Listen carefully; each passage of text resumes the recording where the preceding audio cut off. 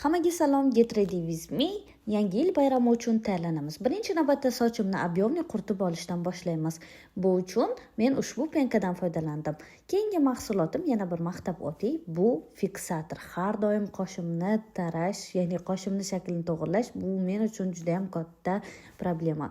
Ushbu safar Semilidan men fiksator sotib oldim va natijasini ko'rishingiz mumkin. Qoshim juda ham qalin bo'lganligi sababli boshqarish juda ham qiyin va menga juda katta yordam berdi. Ushbu fiksatorni siz ham sinab ko'rishingiz mumkin albatta.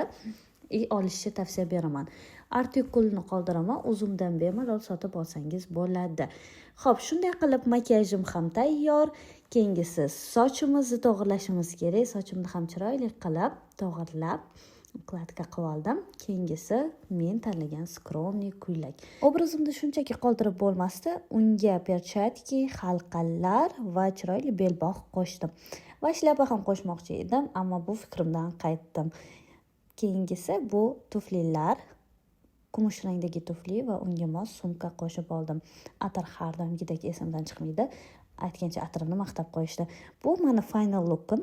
Afsuski hozir qish, ustimda nimadir kiyib olishim kerak edi. Shunaqa qora kalta plaj tanlab oldim. O'zbekistondagi Amerikan yangi yil bazmini keyingi postimda ko'rishingiz mumkin.